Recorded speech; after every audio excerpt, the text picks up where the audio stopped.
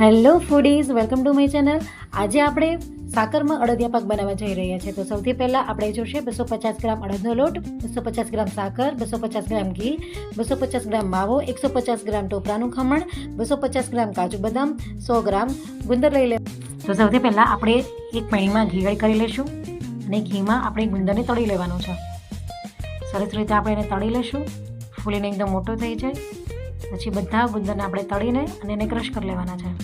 હવે એ જ પેણીમાં આપણે અડદનો લોટ લઈ લઈશું અને થોડું ઘી એડ કરતા જઈશું અને લોટને શેકી લઈશું.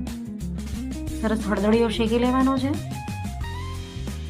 એકદમ સરસ રીતે એને શેકી લઈશું. આપણે સુગંધ આવે અને થોડો બ્રાઉન કલર જેવો થઈ જાય ત્યાં સુધી આપણે એને શેકી લેવાનો છે. હવે આપણે આની અંદર મોળા માવો એડ કરી દઈશું. એને પણ આપણે આમાં જ શેકી લેવાનું છે.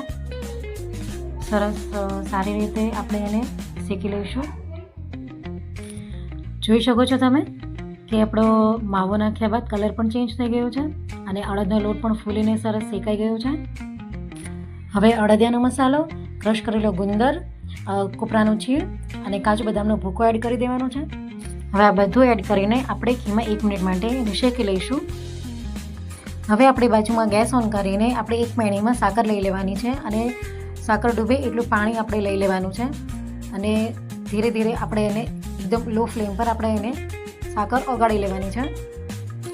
ધીમા ગેસે સાકર ઓગળી જાય અને એક તારની ચાસણી થાય એટલે આપણે બધી ચાસણી અડદિયાના લોટમાં એડ કરી દઈશું.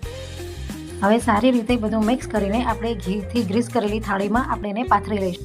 વાટકીની મદદથી એક સરખું આપણે થાળીમાં પાથરી લઈશું. ઉપરથી ખસખસ એડ કરવાના છે અને કાપા પણ પાડી લઈશું. તો તૈયાર છે આપણો અડદિયા પાક.